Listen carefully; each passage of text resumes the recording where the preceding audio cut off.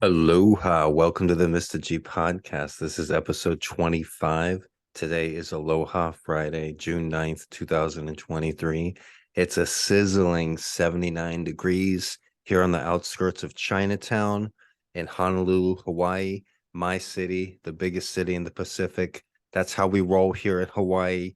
We dancing with the street cats at 3 a.m. in the morning. That's how we do it here. And if you got an issue with that, if you think there's something wrong with a grown man dancing with street cats at 3 a.m. in a bad neighborhood in Hawaii, well, that's something I should probably take up with my therapist. We have a great episode today. We're going to talk about game 4 tonight. If you watched game 3 the other night, you would see that my prediction was correct. And what did I say? I said, don't bet on game 3. I said the betting line for game 3, regardless of what happens, is going to be the same betting line for game 4. And as far as that prediction is correct, right now the Denver Nuggets are favored by 3.5 points at the Miami Heat for tonight's game. In game 1, the Denver Nuggets were favored by 3.5 points at the Miami Heat. I said this is going to be a split, a 1-1. Whoever wins game 3 is going to lose game 4. Whoever loses game 3 is going to win game 4. Miami is 3.5 point underdogs, but I would say if you want to make some money, bet on Miami on the money line. Miami's going to win. And I could be wrong. I could be right. I guess only time will tell. Also today, we're going to briefly talk about the UFO crisis, I guess you could call it. We have orange skies across New York City. The mainstream media is claiming it's from wildfires in Canada, but nobody believes that. There's UFO sightings everywhere. The biggest news on social media yesterday, all the major news corporations were forced to cover it, was a UFO landed in somebody's backyard in the middle of the night in Las Vegas, Nevada. And everybody's like, oh, well, why didn't they film it? Where's the camera? Where's the ring camera? Well, there were ring cameras. There was body camera. And the individuals whose house the alien craft landed on, two 10-foot creatures, entities got out, and the guy called 911. It's probably going to be the most famous 911 call ever. And he's looking at these two aliens, describing them with big eyes and big mouths and 8-10 feet tall. And by the time they tried to get their cameras and filming it, they only got a couple shots. These are aliens we're dealing with. One of the aliens like climbed on top of the roof. The other one like got into a tractor and started to try to turn it on. This is the craziest thing ever, and that's not even the number one news story. The U.S. Senate and House of Representatives are giving a huge conference either today or tomorrow, and they're going to talk about all of this because a whistleblower with very high clearance recently, this all came from him coming forward. And I'm going to touch on another thing here. I was talking about my betting on basketball, and it's connected because I've been able to make thousands of dollars in my life betting on basketball, and sometimes not even knowing very much about that season. And it's just, there's something in my brain where everybody has a collective consciousness. There's the famous story about the 100 monkeys, where if you teach a monkey a skill on like if there was a group of islands, and they realized that they taught one of the monkeys to wash its fruit. I forget what kind of fruit it was, to wash its fruit, and then it could eat it, or wash whatever food it was trying to eat. And then that monkey taught another monkey, then they taught another monkey and another monkey. But once they reached 100 monkeys or apes on this island, on other islands that had no contact with the original island, they somehow learned how the skill. And they've done the same thing with teaching baboons how to use like a saw. Like humans taught one baboon how to use a saw, and then the baboon started to use a saw, and then that baboon taught other baboons to use saws. Other baboons saw using a saw, and then they started using the saw. And they realized as soon as it got to 100 baboons that knew how to use that saw, other islands in the area, the baboons wouldn't need to be taught how to use the saw. They would just be born inertly knowing how to use that saw. So they call that the 100 monkey effect, but it kind of proves that there's a collective consciousness. And I know I'm not, you know, fucking breaking records in my first 3 weeks of this podcast. I feel it's really good and I love doing it. That's the most important thing.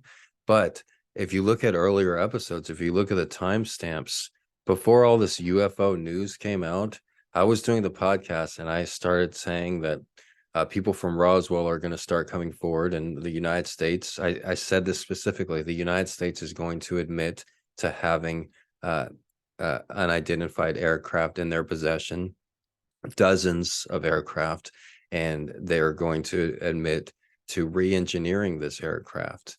And I said this earlier this week, probably on Monday or Tuesday. And the thing is, like, to anybody else, they would be lying, right? Because I straight up said, like, yeah, the government is going to release this information and it's going to come out in the public in the next few days. But I had no knowledge of that. There's no way of me knowing anything about that. It had yet to hit the news. That was coming from my brain. I was just saying that. And I was kind of saying, like, oh, shit, I hope that actually happens, because if not, I'm a fucking liar. But the thing is, I've spoken before about how I was in a program where this scientific institute wanted to do research on different extrasensory perception ability that I had. And they were willing to pay me $250,000 if they were able to successfully prove it. But this is an example, like, if you look at the timestamps, before this whistleblower ever came forward, I somehow had knowledge of this and spoke about it on the podcast. Just like how the Nuggets swept the Lakers. The Lakers have LeBron James. There's no reason that anybody, that's not a basketball expert would predict the Nuggets sweeping the Lakers. How could anybody just predict that? Like, I just somehow knew that. And just like I knew the Miami Heat would win game 7 and the Boston TD Garden, they were 7.5-point underdogs, but I'm like, oh yeah, they're going to win. That's how I've made thousands of dollars betting on sports. Sometimes I just know things and there's no explanation for it. I've developed a very rational, analytical mind. And for whatever reason, for that reason, just to try to confirm that I have these abilities. So like I said, there's no way that I would have known that, but it did come out this week with the whistleblower who had high clearance, and NASA is also giving a press conference. The Pentagon has recently admitted to having extraterrestrial vehicles and, have been reverse engineering and even flying these vehicles. And that's the number one news story of the century. It came out yesterday and the day before. But yeah, that's all. We'll go into that more on tomorrow's podcast. However, today we have a guest. Today we're going to be continuing with what we were talking about yesterday, with the difference between English expressions and American expressions. And my guest today is the lovely Jim, Jem, from Manchester. Say hello, Manchester, England. Say hello, Jim. Hello, I'm happy to be here. I'm excited for tonight's topic. Yeah, we have 7 commonly used American expressions and 7 commonly used English expressions. We're going to determine whether we can figure out which is which. I've looked over the English expressions and I don't seem to really recognize any of them. The American expressions, of course, because I was born and raised in the United States, of course, all of them are familiar, and I thought they were something everybody knows. But let's go ahead and start with the first American expression here. Jim, have you or are you familiar with the expression "for the birds"? No. You've never heard "for the birds"? Oh, No. okay. Well, the thing is, I was thinking about it yesterday, and I realized that over in America, you don't refer to women as birds. So if you to say it in the UK, it could potentially mean men referring to their women, saying, "No, it's for the birds, for their girlfriends." So I haven't got a clue. I can't even guess what it could mean. Oh, okay. That's interesting. I did know that. I had a friend from Manchester, and no, he was from Liverpool, actually close to Manchester, but he would always use that expression. He's like, "Oh, buds." With him it was buds, bifters, and something another B. I forgot what bifters even mean. But for the birds, it's a very common expression in the United States. It's kind of like if you know, drop a couple pennies on the street, it's like, oh, it's for the birds. It's like it's not important. It's just, you know, it's just nothing. It's for the birds. You know, if you spill Ah, like yes, that makes sense. Yes. and I thought like maybe like you're eating a sandwich and some crumbs drop. It's like, oh, it's for the birds. But as far as the actual expression, here's an official usage. An example is his opinion on my jacket is for the birds. He knows nothing about good style. So that was it, using it in a metaphorical sense. You know, like, oh, I don't care about their opinion. It's for the birds. You know. Interesting. Yeah, I would have never guessed that. But it's interesting. The phrase actually dates back to World War II. Soldiers noticed that birds would peck at horse feces to look for seeds to eat. And the original phrase actually contained a swear word. The original phrase was, don't worry about that. It's shit for the birds. So that's interesting. But then they toned it down for the birds. Okay. Next up, do you have the first English expression? Bits and bobs. Okay, bits and bobs. Well, I have been a fan of the UK, you could say. I've admired it from a distance since I was raised, and I've known people from England, and bits and bobs. And so I always take notice whenever I hear something like an English expression. And so bits and bobs, I believe it's kind of like you just have a random amount. Like uh I received a wonderful birthday gift recently of English candy, and I would say it was a bunch of bits and bobs, a bunch of different types of uh licorice and candy and chocolate and stuff. Am I right? Bits and Yes, bobs? Okay. yes. And so did you take note of when I said that to you? I've sent you bits and bobs from England, sweets, Uh, all kinds of different yeah, things, maybe you did, but like I said, probably. I don't remember exactly, but yeah, always take note whenever I hear like English expressions and stuff like that. I put it in But a yes, part of my it brain, will refer to almost anything. If you've almost got all anything. if you were to empty out your pocket contents, it could be filled with bits and bobs. It's just Oh, things, okay. random So yeah, bits. we have it says meaning various random things. An example is you should finally sort out all bits and bobs in our basement shelves. Hmm. Bits and bobs can also be called knickknacks, odds and ends, or junk. This comes from an old-fashioned way of talking about small change. In the earlier 20th century, the word bit was slang for a coin, and the word bob was slang for a shilling. British people often talk about bits and bobs, so this is a very useful phrase to learn. Okay. Interesting. So number two on the the United States list, we have jonesing. Have you heard what the word jonesing means? I think I have. I've used it probably a few times. We always hear about keeping up with the Joneses, as in Uh-huh. being quite competitive with your Yeah. neighbors, or not necessarily just the neighbors. So jonesing is Mm. really slang for copying. No, Copying. no. No? No. Well, that is a common expression for the Joneses in the United States, but Hmm. jonesing actually has a more sinister side. It dates back to early drug culture, in particular heroin culture. Um, so when there were a heroin addict like in the Bay Area, it says an explanation here, but I can tell you from my own experience with the word. Heroin addicts like in the 1960s and 70s. I don't remember the etymology of the word, but I know that's where it comes from, where jonesing is a way to describe a heroin addict looking for a fix.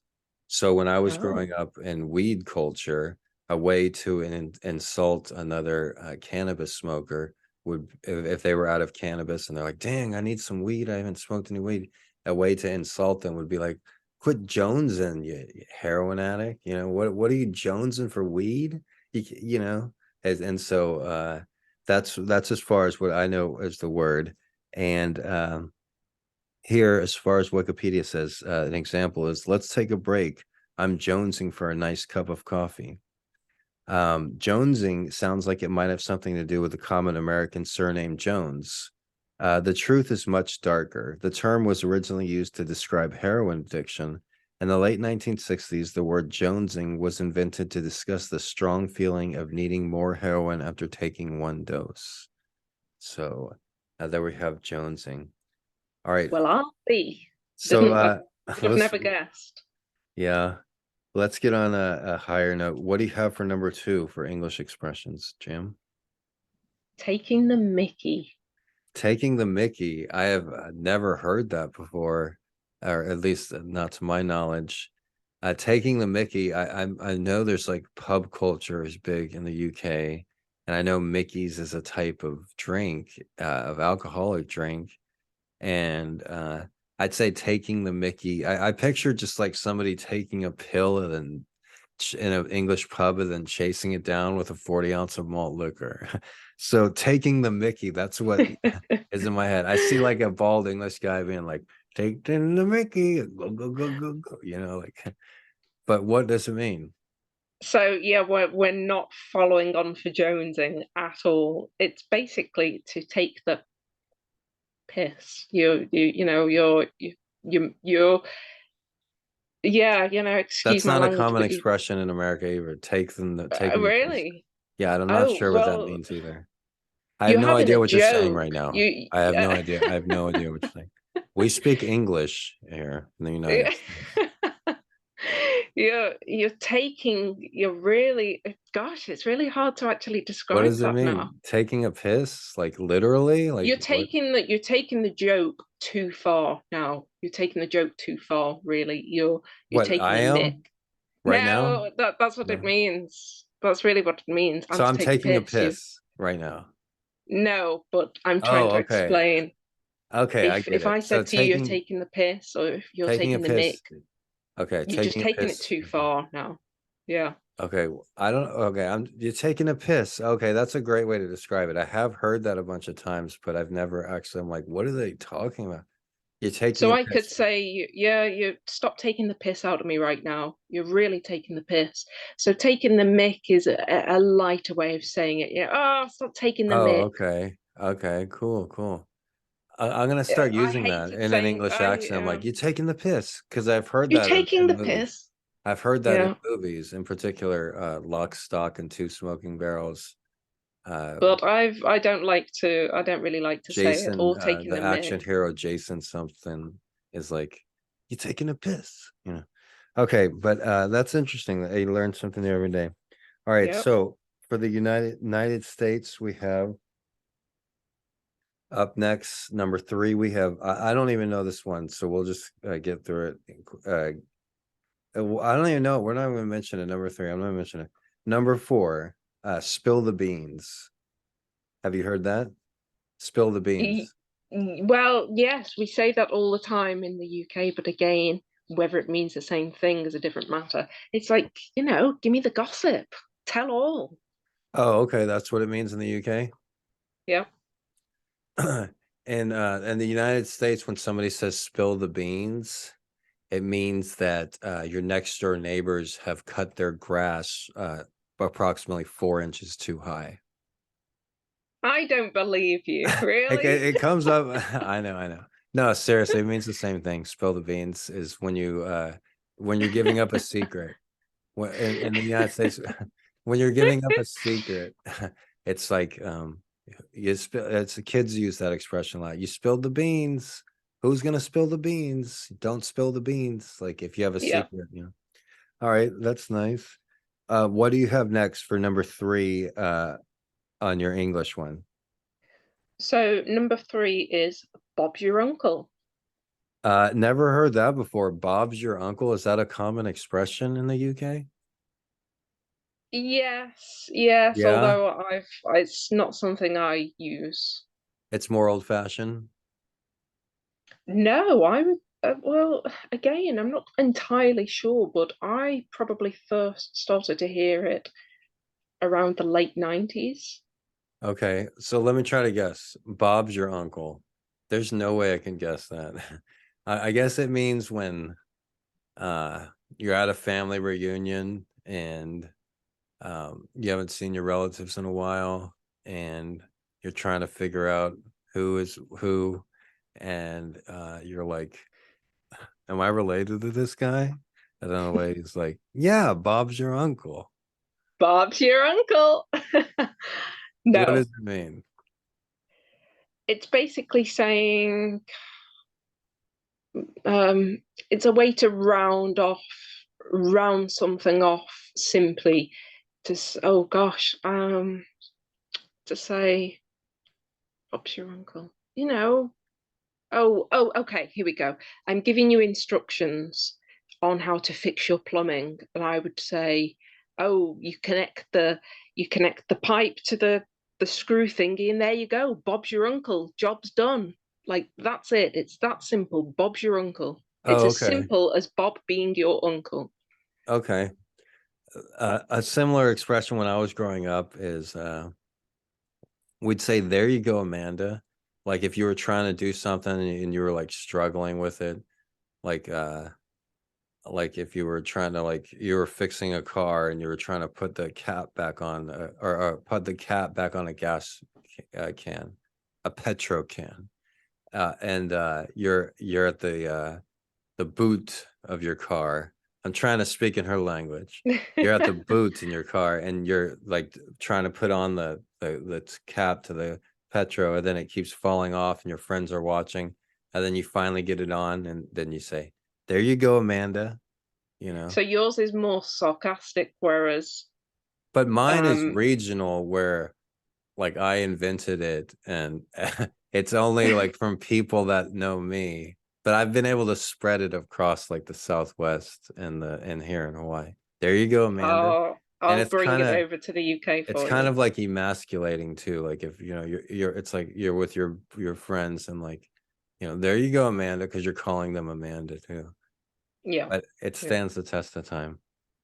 So, and maybe it is more universal. I learned it from somebody else, so maybe more people know it. I didn't actually make it up. I learned it from John Renellis, and I think that he made it up. Okay, so up next we have pass the buck for an American expression. Do you know what that is? It's spelt Buck, which confused me. So to pass the book, you would say it's really your giving Well, up responsibility and you're passing it on to somebody else. yeah, It's a bit of a cop out. You're passing the book. that's what it means, and it has an interesting history to the word. The buck, spelled Buck, actually refers to a deer buck and their antler. And back in the early days of playing poker, they would have a deer antler, because in poker, you take turns being dealer, and so whoever's deal it was, the antler would be decorated and have jewels on it and stuff. You'd put that in front of the dealer, and so you would move that around to see whoever has the next deal. So pass the buck would be if somebody didn't want to deal that hand, they would pass the buck. Hmm. Literally, they would pass the buck's antler. And so it came from early poker days at the Old West Saloon. Can you believe that? That's as Americana as they get. As we sit here in 2023 on the eve of World War III, uh, the Americana and American history, even if America falls, parts of America will live forever, including the image of the Old West card game. And to see some words and etymology actually survive from that time is interesting. But yeah, we have about 10 minutes left here. So what's the next English expression you have, Jim? I'm going to bog standard. Bog standard. Mm-hmm. Uh, BOG. I've never heard that before. Bog is like a weather, like I think of cloudiness. Standard is like standard. So maybe bog standard is like usual bad weather, is what I'm guessing. I don't know. What do we have? Really, it just means basic. It's just the basic bog standard, you know. It's, Oh, okay. I don't hear that. I don't hear that so much. I'm trying to find a better way to describe it, but yeah, it's just Well, bog standard. let's How see was your what it day? says, the origin of the word. An adjective describing something basic, functional, but not exciting. Example, it was just a bog standard hostel, but it was very expensive because of the location. In the UK, bog is slang for the toilet. However, calling something bog standard is not necessarily an insult. It just means like a toilet, it serves an essential purpose, but it is not exciting, pretty, or special. Okay, interesting. Bog standard. Yep, just basic. Just basic. All right. Next up for the American expressions, we have to take a rain check. That's a very common expression in the United States. I'll take a rain check. Have you heard? Do you know what that means, Jim? I've definitely heard it. So I'm not sure whether it just me. I'm not really sure. I think it Oh, okay. means Interesting. take a rain check. I think it kind of means I'm going to give it a miss. Well, to take a rain check, is a very common expression in the United States, and it's kind of like you'll do it some other time. Like if somebody's like, "Hey, Mr.G, you want to go out to lunch today?" Oh, no, thanks for the offer. But I'll take a rain check. Uh, hey, would you want to speak in front of the class today? It's interesting, but I'll take a rain check. So it's like you're politely telling somebody that you're turning somebody down. As far as Wikipedia, it says when you're unable to do something right now, but want to politely decline the offer and do it later. I'm busy this weekend, so I can't meet for lunch. Can we take a rain check? This typically American phrase originated from a typically American sport, baseball. When it rained too much, a baseball game would be postponed for a later date. The ticket holders were given a rain check, which was a voucher to attend another game. Interesting. So that also has its term history in American culture.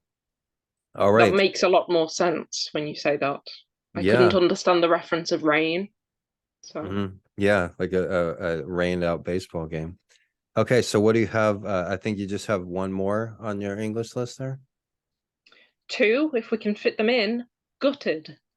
Gutted. I think I know what that means. That just means you have everything taken out of you. You're just like have nothing left. You're completely gutted like a fish, right? Yeah, I guess actually, yes, I've never heard it used like that, but that makes a lot more sense. Yes, you're really disappointed. Oh, I'm so you can be gutted in yourself, but I could be really gutted for you. I could be really gutted that Here's an example. something went wrong for you. I was gutted when Chelsea lost the cup final. John Terry should have scored that penalty. So you can be gutted for a sports team, you can be gutted for somebody else. Meaning Mm. when you feel extremely disappointed or upset that something has happened. The normal term gutted means to remove the internal organs from an animal before cooking it. So it can be quite clear to see the link between such a violent action and a word that means extremely disappointed. Hey, poor fish. Hey, fish, how was your day? Can't really say too much. It was gutted. I got nothing. According to the Oxford English Dictionary, the term originated from prison slang. Wow. Mm. All right. So the last American slang we could fit in here is to have a crush on someone. So do you know what that means? Yes, we use that all the time. You Oh, you quite okay. fancy I was somebody. gonna You're, say you're like quite if you don't know, like yeah, you have a crush on someone, and I have a crush on someone too, and she's actually English. She's very mm. sweet. But Okay. meaning a lighthearted way to say that you have a strong affection for someone. I think Daniel has a crush on Lisa. The etymology of crush in the romantic sense comes from way back in 1884 journal of Isabel Maud Rittenhouse, who wrote, Wintel is weeping because her crush is gone. It has been suggested that crush may have been a variation of the word mash because by 1870, mash was a popular way of saying somebody um, was in love. Number 7 for English one, the last one. We got to fit it in really quick here. Dull as dishwater. Dull as dishwater. I think that's kind of easy. Dishwater's, I mean, it's not the most exciting thing. I mean, don't get me wrong, there might be some very, awesome dishwater out there doing dishwater twirls and just dishing it up with soap and bubbles, but most dishwater is not that exciting. So dull as dishwater means you're trying to describe something like it was exciting as watching paint dry. Something that's Exactly. not exciting, something that's dull as dishwater. All right. I don't hear that so much, but yes, you can Yeah, refer to somebody as being dull as dishwater. They've dull as really bored dishwater. your socks off. Yeah. Great. Thank you so much for joining us today, Jim. It was wonderful to learn all about English expressions and to also learn about how American expressions aren't as widely known, and a lot of them originated from American culture. So it was a wonderful podcast today. Everybody out there listening, the Mr. G podcast is available wherever you listen to podcasts. Apple Podcasts is the best place. But also Amazon Podcasts, Google Podcasts, and Spotify Podcasts as well. Full episodes of the Mr. G podcast are uploaded in their entirety onto YouTube and Twitter. Thanks again, Jem. And Thank you for having me. yeah, it's wonderful seeing you too. We'll do it again sometime. Tomorrow's episode, we're going to talk more about this UFO invasion. We're going to talk about the UFO that landed in Las Vegas, and we'll go over the results of Game 4. We'll see if I was correct again. If you're listening to the sound of my voice and Game 4 has not happened, bet on the Heat. You'll get almost you'll get like more than almost 2 for 1 on your money. You bet $20, you'll win like $30. So bet on the Heat. Heat are going to win Game 4. Everybody have a wonderful night. Have a wonderful day. For me and all my street cats in Honolulu, Hawaii, I bid you farewell. And everybody, let's enjoy this miracle of us on this rock swinging around this star, going 1,000,000 miles per hour in the boondocks of the Milky Way galaxy, where we're finally being noticed and visited by other members of the Galactic Federation. It's a miracle we're all here. It's a miracle that we exist. Let's be nice to everyone and just try to enjoy everything that we're going through and that we're experiencing on this planet. Have a great day, everybody. Aloha.